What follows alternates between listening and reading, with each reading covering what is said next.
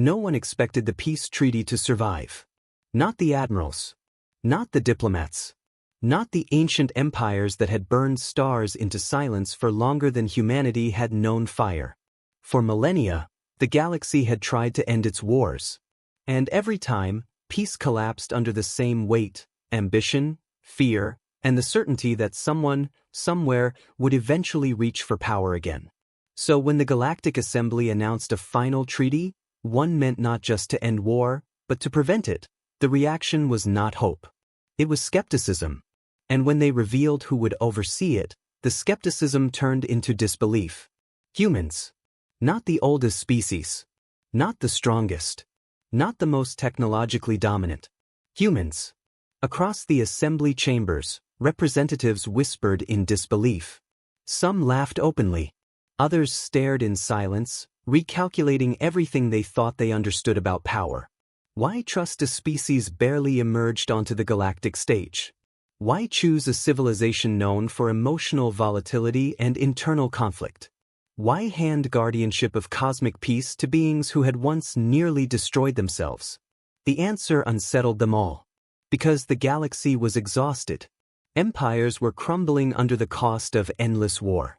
Fleets were vast, but morale was brittle. Civilizations had mastered conquest, but not restraint. Every species present understood one uncomfortable truth. If peace failed again, there would be nothing left to fight over. And when the assembly searched for a guardian, someone to enforce balance without seeking dominance, every traditional power disqualified itself. Too ambitious. Too fearful. Too invested. Humans, by contrast, wanted nothing. They did not arrive demanding authority. They did not posture or threaten. They did not promise eternal order or divine mandate. When offered guardianship, human delegates hesitated. That hesitation changed everything. Because for the first time in galactic history, power was offered to a species that seemed afraid of what it could become if it accepted it. Human representatives spoke not of control, but of responsibility. Not of enforcement, but of prevention. They warned the assembly of the dangers of absolute authority. They insisted on limits to their own power, conditions no empire had ever accepted for itself. The galaxy had never seen that before. Strength without hunger. Authority without entitlement. Force restrained by memory. Humans remembered their own history: world wars, cold wars, fragile treaties broken by pride and fear. They remembered how peace failed when enforced through threat alone. And they understood something the galaxy had never truly grasped. Peace cannot be commanded. It can only be guarded. So when the treaty was signed, and humanity was named its custodian, the galaxy did not celebrate. It held its breath. Because the most dangerous thing was no longer war. It was the question of whether the only species that truly understood the cost of power could bear the weight of protecting everyone else from it. Why peace always failed before. The galaxy had signed peace treaties before. Thousands of them. They were etched into crystal archives, encoded into quantum ledgers, celebrated with ceremonies that spanned entire star systems. Each one promised stability. Each one declared a new era. And each one, without exception, eventually failed. Not because the treaties were poorly written, but because they were built on the wrong assumption. Alien civilizations believed peace was something you enforced. From the earliest days of interstellar expansion, order had been maintained through deterrence. The largest fleets dictated borders. The most devastating weapons ensured compliance. Peace existed only as long as the cost of breaking it was higher than the reward. This worked, temporarily. But deterrence created a fragile equilibrium. Every empire knew that the moment another weakened, the balance would shift. Every treaty contained hidden clauses, secret contingencies, and unspoken intentions. Peace was never trust. It was simply a pause in escalation. The galaxy learned to live inside that pause. Empires trained for war even while signing accords. Shipyards expanded during negotiations. Intelligence agencies prepared for betrayal before the ink had dried. No one truly believed peace would last, only that it might delay the inevitable. And when it collapsed, it always collapsed the same way. A border incident. A resource dispute. a miscalculated show of force. One empire would justify aggression as defensive necessity. Another would respond in kind. Alliances would fracture. Neutral parties would be dragged in. Within decades, sometimes years, the galaxy would be burning again. The problem was not aggression. It was certainty. Every civilization believed it understood war. They believed conflict was predictable, manageable, and ultimately solvable through superior force. They optimized for victory, not for restraint. They designed systems that could dominate, but not systems that could stop themselves from doing so. Peace treaties under this paradigm were doomed. They assumed rational actors would always choose stability over ambition. History proved otherwise. Power concentrated, fear grew, and eventually someone decided the risk was worth it. When the latest cycle of war ended, after devastation on a scale the galaxy had never recorded, the Assembly faced an unprecedented realization. There was no empire left strong enough to enforce peace. Those who still had fleets were distrusted. Those who had suffered most would not accept another's authority. Any attempt to place guardianship in the hands of a traditional power would simply restart the cycle under a different banner. The galaxy did not need another enforcer. It needed a stabilizer. Someone who understood escalation not as theory, but as lived experience. Someone who did not view peace as a strategic inconvenience, but as a fragile state requiring constant care. That realization narrowed the options dramatically. And every path led, reluctantly, back to the same unexpected species. Humanity. The species everyone underestimated. For most of the galaxy, humanity had always seemed incomplete. They were not ancient. They were not unified by a single doctrine. They did not possess fleets that could erase stars or weapons that could silence entire systems in a single strike. From a distance, humans looked dangerously unqualified to be guardians of anything larger than their own fragile borders.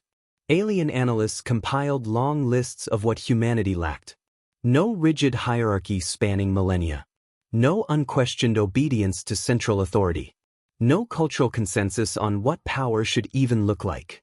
Humans argued with themselves constantly, sometimes publicly, sometimes violently.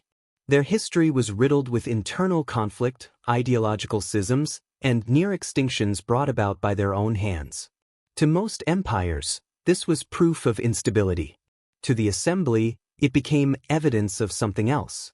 Humans had already lived through what the galaxy was still repeating. They knew what it meant to escalate without restraint. They had seen wars spiral beyond intention, treaties collapse under pride, and power concentrate until it destroyed everything around it. Humanity's past was not clean, but it was instructive. Every scar carried a lesson the galaxy had never learned because it had never been forced to. Where alien civilizations erased failure from their historical records, humans preserved it. They debated it. They argued over responsibility and consequence. Their cultures were built not on the myth of perfection, but on the uncomfortable awareness of what happens when power goes unchecked. This shaped how humans approached strength. They did not see authority as a prize to be claimed, but as a burden to be managed. They distrusted permanence. They designed systems that assumed future leaders would be flawed.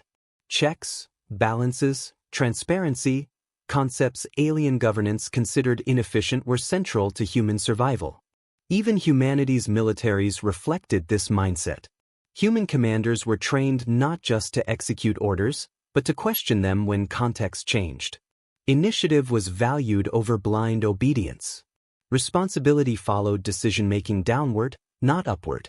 When leaders failed, the system adapted instead of collapsing. To the galaxy, this looked chaotic. In reality, it was resilience. Most importantly, humans did not seek to impose their values on others. They understood how deeply culture shaped perception, and how violently imposed order bred resistance.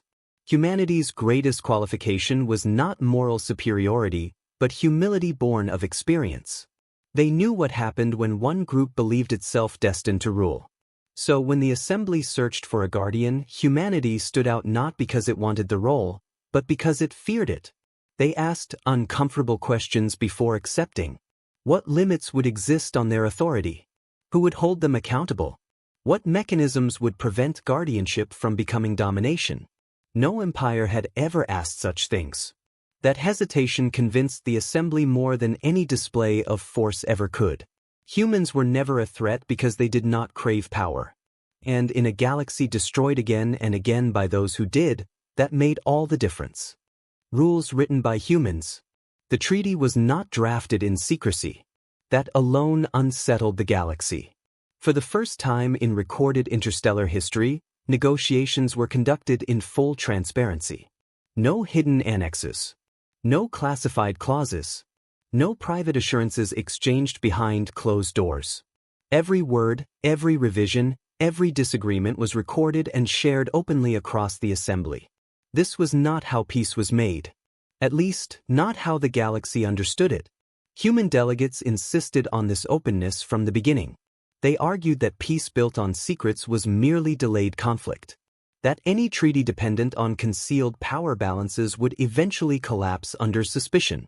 Alien representatives objected immediately. Transparency, they argued, invited exploitation. It exposed weaknesses. It removed leverage. Power, in their experience, came from what others did not know. Humans disagreed. They had learned, through centuries of fragile truces and broken accords, that hidden leverage always became a reason to use it. That secrecy did not prevent war, it justified it later. So the treaty took shape under unfamiliar rules. No single species would possess permanent authority. No military force could be deployed unilaterally. No enforcement action could occur without collective oversight. Even humanity's role as guardian was deliberately constrained.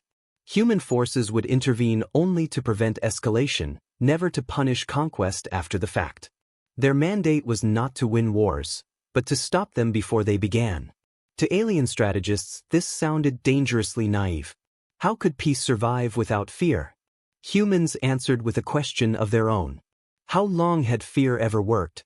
The most controversial clause came near the end of negotiations. Humanity demanded the right to step back, to relinquish guardianship if they ever became the source of instability.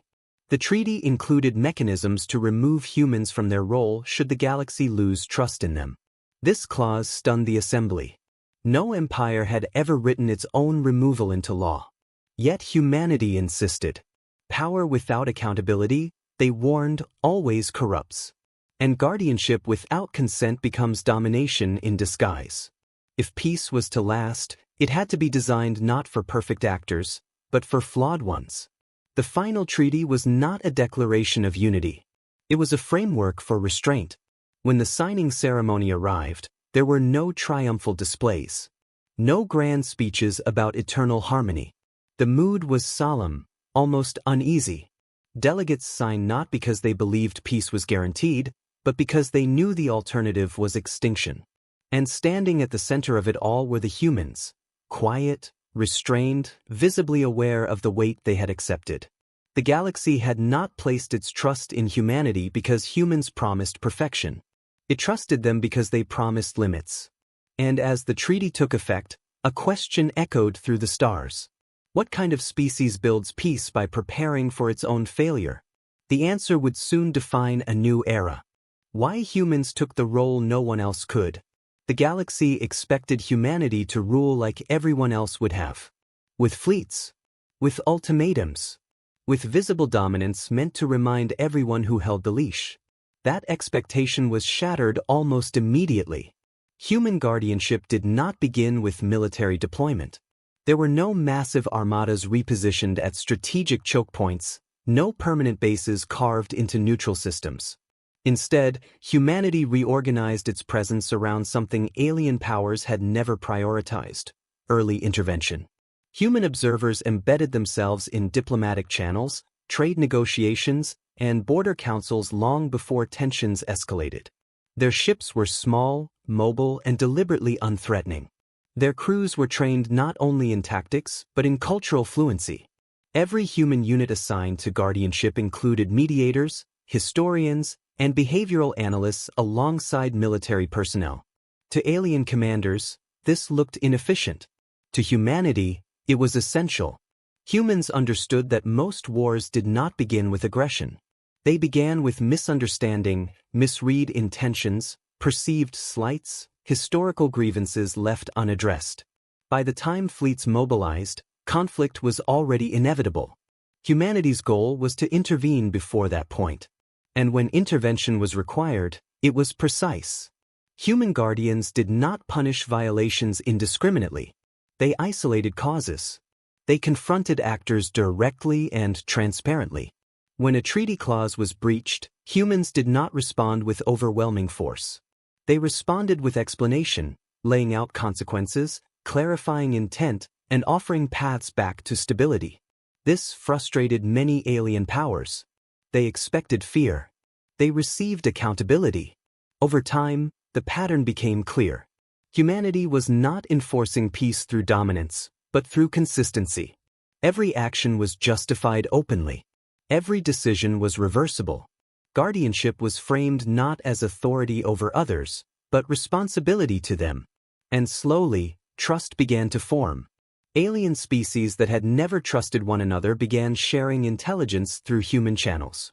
Disputes that would once have escalated into armed conflict were redirected into mediated resolution.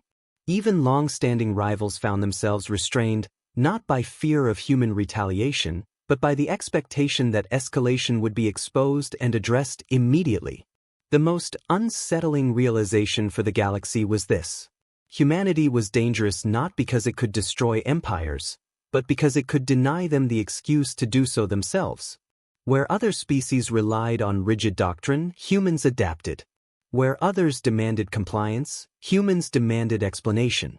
And where others used power to impose order, humans used judgment to preserve balance. This was the true reason humanity became the guardians. They were not the strongest species. They were the only one willing to bear the responsibility of stopping wars without benefiting from them. And that made them uniquely qualified to protect a peace that no empire had ever been able to keep. The first crisis. Peace did not last quietly. It never does. Less than a standard cycle after the treaty took effect, the galaxy faced its first true test.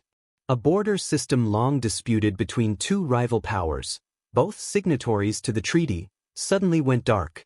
Trade routes collapsed. Communication arrays were jammed. Recon drones vanished without explanation. Within days, fleets began to mobilize. The galaxy watched with a familiar sense of dread. This was how it always began. A limited defensive action. Necessary response.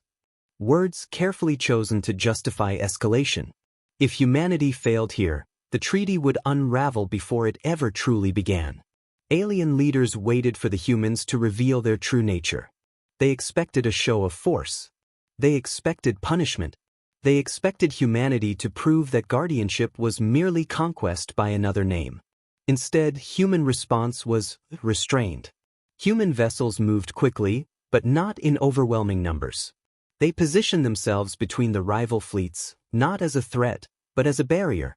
Their weapons remained powered down. Their channels remained open. At the same time, human mediators began working in parallel. They traced the origin of the blackout not to deliberate aggression, but to a cascading failure caused by competing infrastructure upgrades, each side attempting to secure advantage without violating the treaty outright. Both sides claimed innocence. Both sides accused the other of bad faith. In previous eras, this ambiguity would have been enough to justify war. Humanity refused that outcome. They presented evidence openly, not selectively, not strategically. Every finding was shared with both parties simultaneously. Every assumption was challenged publicly. Human analysts acknowledged their own uncertainties, correcting course in real time as new data emerged. This transparency unnerved everyone. There was no room for manipulation. No opportunity to spin the narrative. The truth, messy, inconvenient, and incomplete, was laid bare. When one faction attempted to accelerate its fleet under the guise of defensive readiness, human guardians intervened, not with weapons, but with consequences. Trade access was temporarily suspended. Diplomatic privileges were revoked. Neutral systems were informed immediately. No violence. No humiliation. Just accountability. The message was unmistakable. Peace violations would not be met with annihilation, but they would not be ignored. Within days, both factions stood down. The blackout was resolved. Reparations were agreed upon. Oversight mechanisms were strengthened. And most importantly, neither side lost face through forced submission. They returned to the treaty not as defeated enemies, but as participants who had been prevented from destroying themselves. The galaxy took notice. For the first time, a crisis had been defused without bloodshed, and without leaving unresolved resentment in its wake. Humanity had demonstrated something no empire ever had, the ability to intervene decisively without escalating. Fear shifted. Not fear of human firepower. Fear of human scrutiny. Because the galaxy realized something profound and unsettling. Humanity did not need to threaten war. They could simply make it impossible to justify. What humans gave up. Guardianship came with power, but it also came with sacrifice. From the moment humanity accepted its role, expansion ceased. Human fleets that might have claimed new systems instead patrolled borders they would never own. Colonization projects were delayed or abandoned. Resources once earmarked for growth were diverted toward mediation, logistics, and rapid response peacekeeping. On Earth and its colonies, debate raged. Why should humanity restrain itself while others retain their ambitions? Why accept responsibility for a galaxy still capable of betraying the treaty? Why bear the burden of peace when the rewards were so intangible? These questions were not suppressed. They were argued openly. Human leaders did not deny the cost. They acknowledged the frustration, the fatigue, the resentment that came with constant restraint. Guardianship meant absorbing hostility without responding in kind. It meant being blamed when tensions rose, even if humans were not the cause. It meant standing between ancient hatreds and refusing to choose sides. Neutrality, humanity learned, was lonely. Yet it was precisely this willingness to endure discomfort that sustained trust. Alien civilizations watched as humans enforced the treaty against allies and rivals alike. No exceptions. No favoritism. When human corporations violated trade accords, penalties were imposed.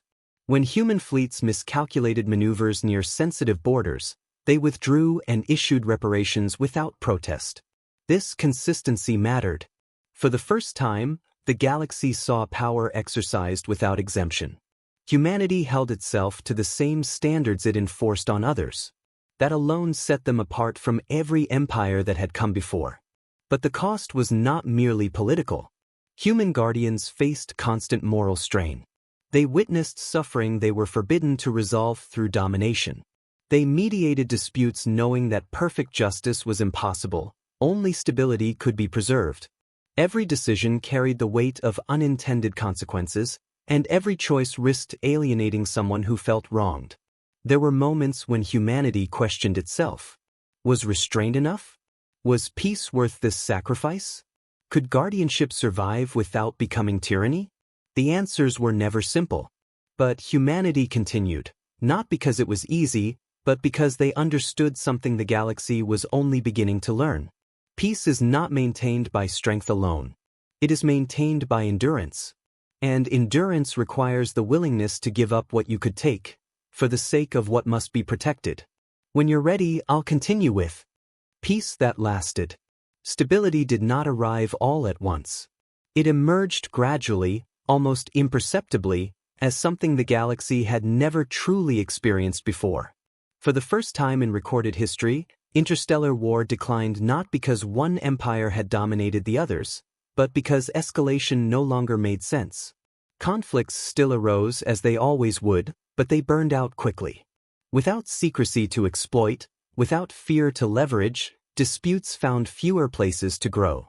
Trade flourished where borders once bristled with weapons. Cultural exchanges expanded as travel became safer. Entire generations grew up without witnessing the kind of total war their ancestors had accepted as inevitable. The galaxy began to change how it thought about power.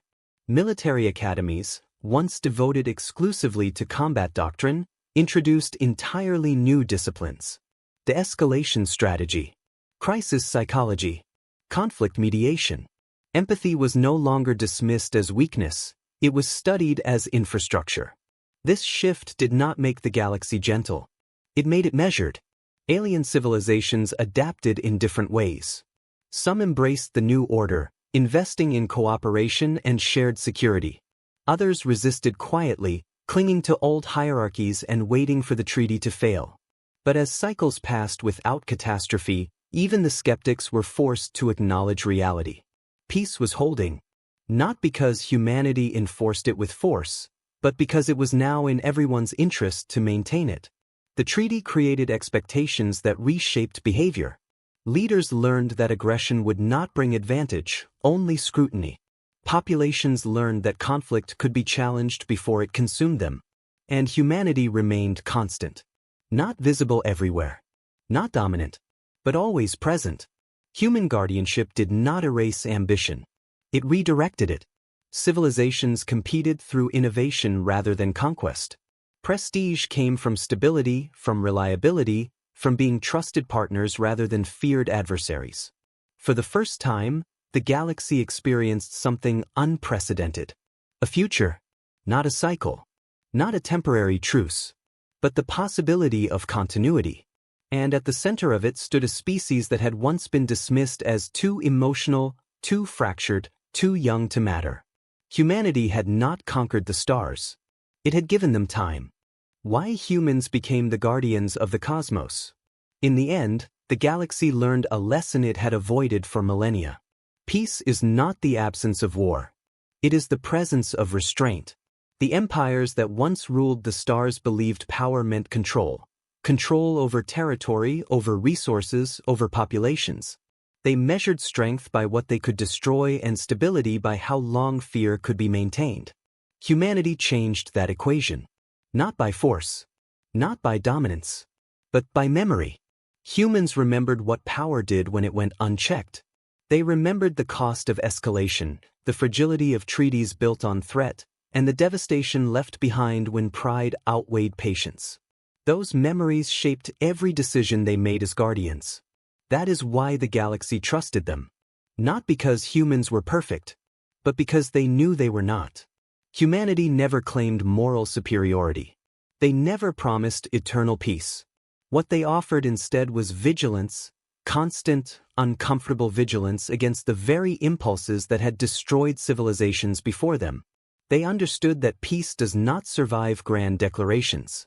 It survives daily choices, small interventions, transparent decisions, the willingness to stop before winning. Guardianship was never about ruling the cosmos. It was about standing in the space between fear and violence, and refusing to move.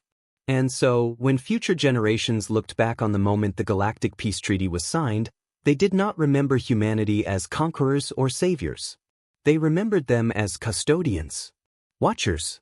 The species that accepted power only because it feared what would happen if no one did. In a universe shaped by war, humanity became the guardians not because they were the strongest, but because they were the most careful. If you enjoyed this story, subscribe to HFY Aliens Battle for more tales where humanity proves that true strength isn't found in domination, but in the courage to protect peace when no one else can. Because sometimes, the greatest power in the cosmos is knowing when not to use it.